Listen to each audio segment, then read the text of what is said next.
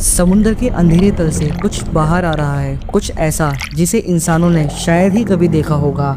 और fish, angular fish और गहरे समुद्र की रहस्यमय मछलियाँ, ये सब अचानक से सतह पर क्यों आ रही हैं? क्या यह किसी बड़े खतरे का संकेत है या फिर समुद्र के नीचे कोई ऐसे रहस्य छिपा है जिसे यह दुनिया अभी तक नहीं जानती? यह पहली बार नहीं है जब ऑरफिश और डीप सी मछलियाँ सतह पर आई हों। 2011 में आई भयानक सुनामी से पहले भी कई बार ऑरफिश को समुद्र के तट पर देखा गया है।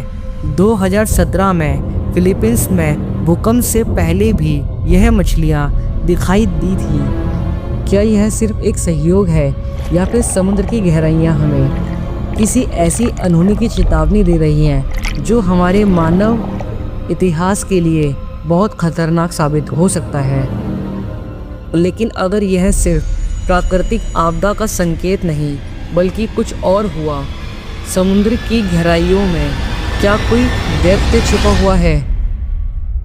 लेवियाथन, वह दैत्य है जिसे सदियों से प्राणी कथाओं में वर्णित किया गया है।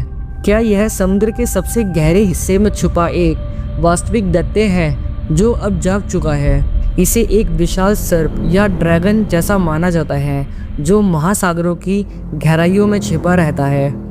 समुद्र यह केवल पानी नहीं बल्कि इसके भीतर छिपे हैं वो रहस्य जो सदियों से इंसानों की समझ से परे हैं। लेवियाथन को प्राचीन ग्रंथों में इसे समुद्र का रक्षक कहा गया है, लेकिन कुछ इसे महाविनाश की चेतावनी मानते हैं। कई नाविकों ने दावा किया कि उन्होंने देखा एक विशाल परछाई जो उनके जहाज़ों के नीचे से गुजर रही। कुछ मानते हैं कि लेवियाथन तब जागता है जब इंसान उसके क्षेत्र में अतिक्रमण करने की कोशिश करता है और तबाही उसकी पहचान बन जाती है।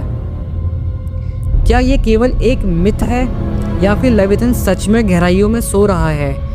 समुद्र में अजीब हलचल हो रही है। कुछ वैज्ञानिक इसे सिर्फ सहयोग मानते हैं, लेकिन क्या सच में यह महज एक इत्तेफाक है? अगर लेवियाथन जाग चुका है, अगर समुद्र की गहराइयों में कुछ ऐसा छुपा है जो अब तक छिपा था, सच क्या है कोई नहीं जानता।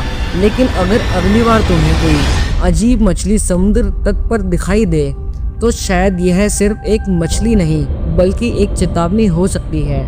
क्या तुम तैयार हो